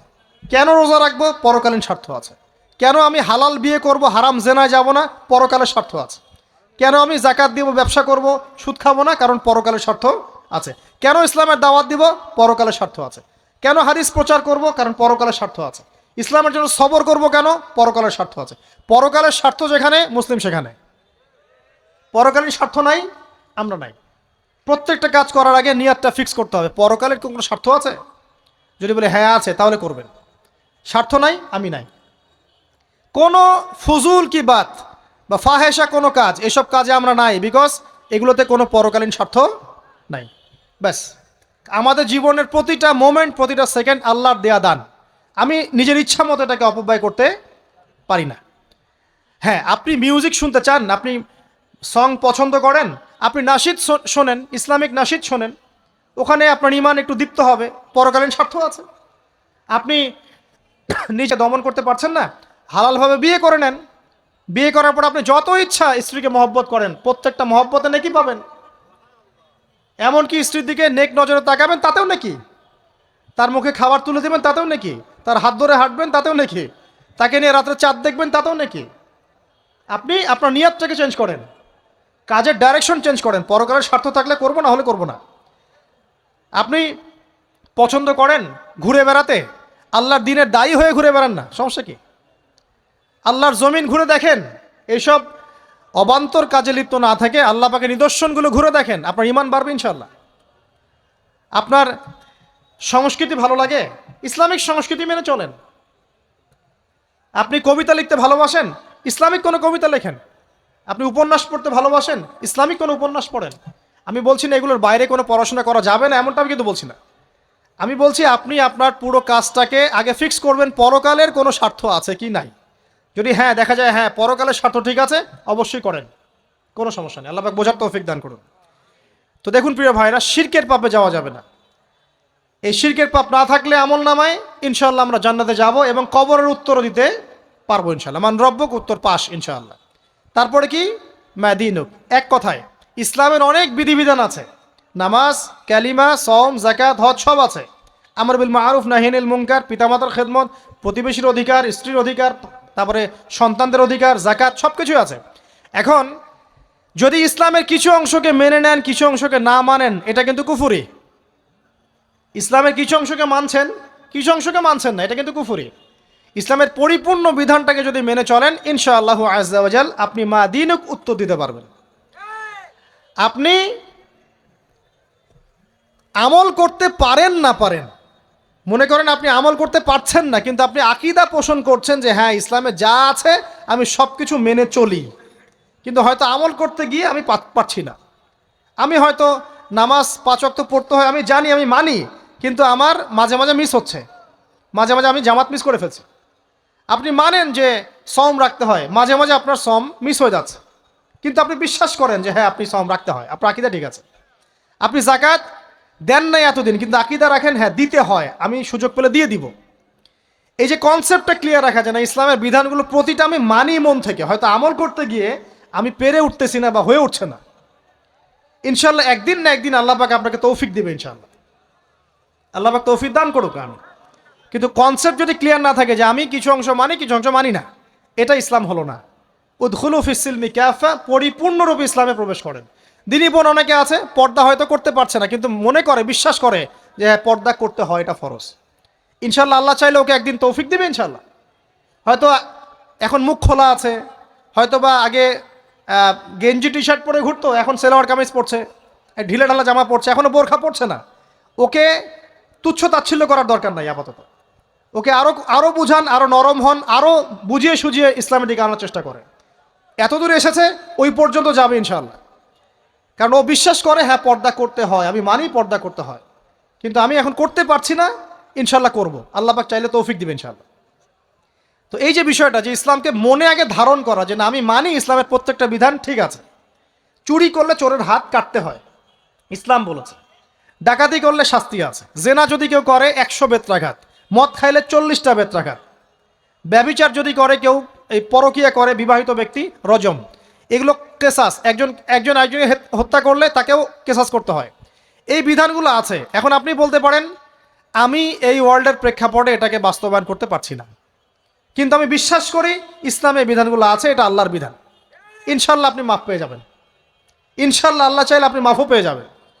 কিন্তু যদি মনে করেন না এই যুগের এগুলো চলেই না, আমি আল্লাহ পাকের এইসব বিধান কিচ্ছু মানি না, আমি যে বিধান বুঝি এটাই চূড়ান্ত, তাহলে খবর আছে, তাহলে মাদিনুক উত্তর দিতে পারবেন না। তো বুঝেন, বিষয়টা বোঝেন, আকীদাটা ক্লিয়ার করেন যে না আমি পারতেছি না, এটা একটা বিষয়, কিন্তু আমি বিশ্বাস করি ইসলামের এগুলো অংশ, হয়তো আমি এখন পারছি না, ইনশাল্লাহ ভবিষ্যতে পারবো। আল্লাহ চাইলে আপনাকে তৌফিক দেবে ইনশাআল্লাহ। আমরা দোয়া করি আল্লাহ পাক আমাদেরকে পরিপূর্ণরূপে ইসলামে প্রবেশ করার তৌফিক দান করুন। আর সর্বশেষ কি, এটা যদি করতে পারে মাদিনুক উত্তর দিতে পারবে। মান নবিয়ুকে উত্তর কখন দিতে পারবে? যখন একজন ব্যক্তি সারা জীবন নবী সাল্লাল্লাহু আলাইহি ওয়াসাল্লামের সুন্নতের উপর আমল করতে পারবে। এই যে ঘুম থেকে উঠলেন, ব্যাস ব্রাশটা নিয়ে দৌড়ে চলে গেলেন বাথরুমে, কি জন্যে? ঘুম থেকে উঠলেন, আগে চোখটা একটু ঘষতে হবে, মুখে হাত দিতে হবে, তারপরে আপনি দোয়া পড়বেন। কি দোয়া পড়বেন? আলহামদুলিল্লাহিল্লাযী আহইয়ানা বা'দা মা আমাতানা ওয়া ইলাইহিন নুশুর। তারপরে আপনি যাবেন বাথরুমে। দোয়াটা না পড়ে কেন গেলেন? ঘুমাচ্ছেন, ঘুমানোর আগে আপনি অবশ্যই বলবেন। ঘুমানোর আগে একদম একটা গান শুনে, একটা গার্লফ্রেন্ডের সাথে 10টা মিনিট কথা বলে হ্যাঁ জান রাখি, ব্যাস, তারপরে ঘুমিয়ে গেলেন। ঘুমটা আপনার জন্য ইবাদত হলো না? হারামে লিপ্ত হতেন না? আল্লাহুম্মা বিইসমিকা আমুতু ওয়া আহইয়া পড়তেন, সূরা মুলক পড়তেন, সূরা কাফিরুন পড়তেন, সূরা ফালাক নাস ইখলাস পড়তেন, ঘুমিয়ে যেতেন। পুরো ঘুমটাই ইবাদত, পুরো ঘুমটাই নাকি? ঘুমিয়ে আছেন নাকি পাচ্ছেন? আপনি ইচ্ছাকৃতভাবে আপনার আমলটা নষ্ট করলেন। ইস্তেঞ্জা করতে গেছেন, ইস্তেঞ্জা করতে গিয়ে গান শুরু করে দিল বাথরুমে। বাথরুম সিঙ্গার আছে না কিছু? বাথরুমে গান গাওয়ার জায়গা নাকি?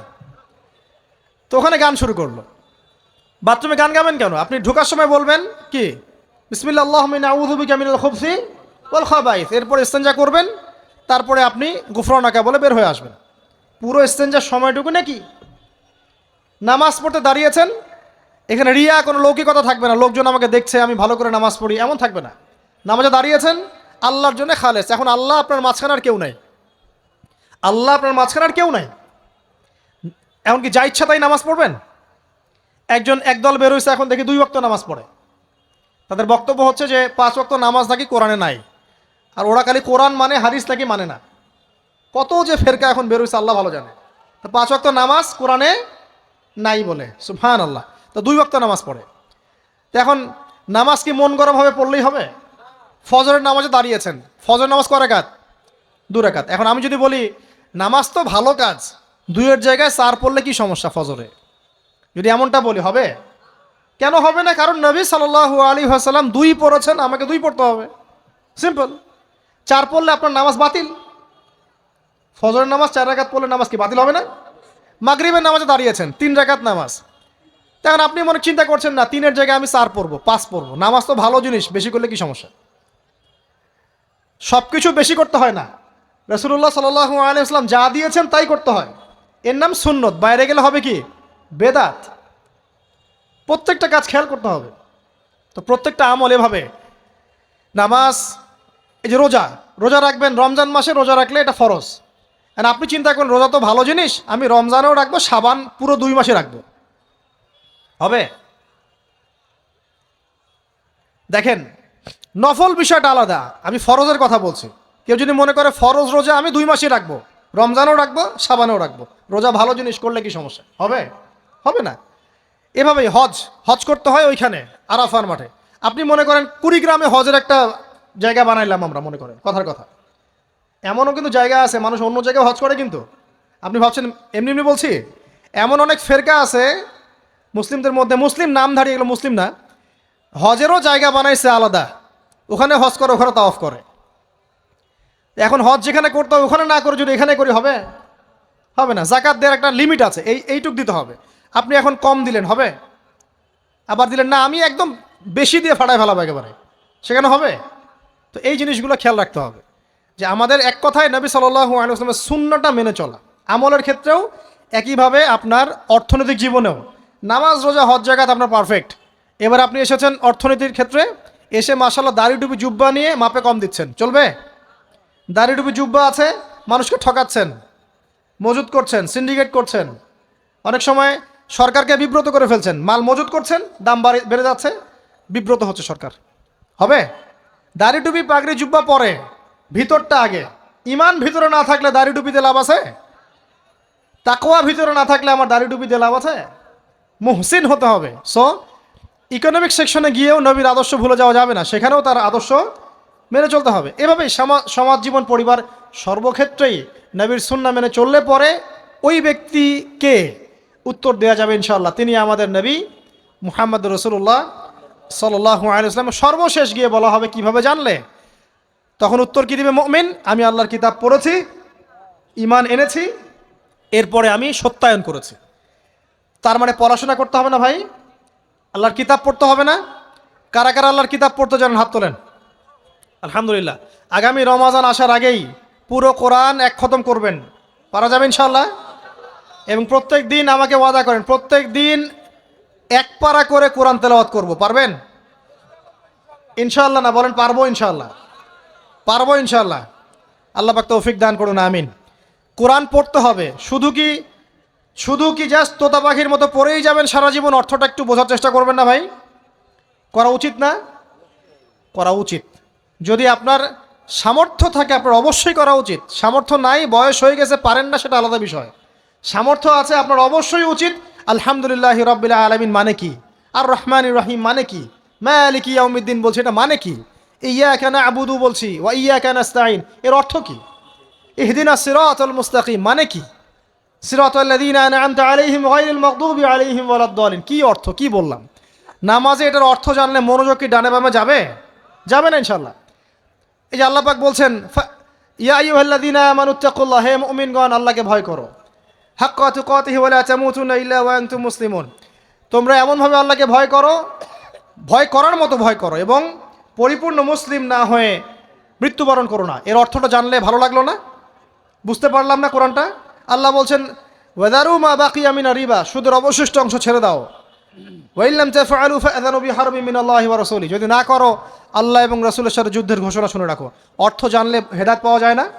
অতএব অর্থটা জানার চেষ্টা করেন। আল্লাহ পাক তৌফিক এনায়েত করুন। আমিন। অর্থ বোঝার ক্ষেত্রে যদি কোনো প্রতিবন্ধকতা পান সামনে, আলেম ওলামার কাছে যাবেন, জিজ্ঞাসা করে অর্থ জেনে নেবেন। নিজে নিজে আবার মন করা ব্যাখ্যা করতে যায় না। কোরআন বুঝতে গেলে হাদিস লাগবে, হাদিসগুলো পড়তে হবে। হাদিসের কিছু বই কিনবেন, রিয়াদুস সালেহিন, ফয়জুল কালাম, এই যে আপনারা পড়েন, মুনতাকাব হাদিস পড়েন, ঠিক আছে, বুলুগুল মারাম মিন আদিল্লাতিল আহকাম, মিশকাতুল মাসাবি, এই বইগুলো বাসায় রাখবেন। এরপরে আস্তে আস্তে কিনবেন আবু দাউদ, তিরমিজি, নাসাই, এগুলো কিনবেন। পরে গিয়ে বুখারী মুসলিমের অনুবাদ কিনবেন, আগে কিনবেন না। এগুলো কঠিন হাদিস, এগুলো আগে পড়লে আপনি মাথাটা আপনার কিন্তু ঘুরতে থাকবে। তো আগে আগে কি ক্লাস 8-এ পড়বেন না আগে এইচএসসি দিবেন? আগে ক্লাস 7-8 পার করে যান, তারপরে ওদিকে যান। আল্লাহ বোঝার তৌফিক দান করুন। প্রিয় ভাইয়েরা, ইলম অর্জন করতে হবে। ইলম অর্জন করলে পরে আপনি তালেবে ইলম, তালেবে ইলমের পায়ের নিচে আল্লাহর ফেরেশতারা পাখা বিছিয়ে দিবে ইনশাআল্লাহ তাআলা। ইলম অর্জন করে আপনি যখন আলেম হবেন বা দ্বীনের জ্ঞান অর্জন করবেন, তখন আপনি দাওয়াতের কাজও করতে পারবেন। আপনার দাওয়াতে যত মানুষ ইসলামের দিকে আসবে সমস্ত নেকি আপনি পাবেন ইনশাআল্লাহ। এবং যখন আপনি আরো বড় আলেম হয়ে যাবেন, আল্লাহ তৌফিক দান করুন, তখন আসমানের যত মাখলুক এবং জমিনের যত মাখলুক, এমনকি গর্তের মধ্যে যে পিপিলিকা আছে সেগুলাও, এমনকি সাগরের নিচের মাছ আপনার জন্য ইস্তেগফার করবে, দোয়া করবে ইনশাআল্লাহ।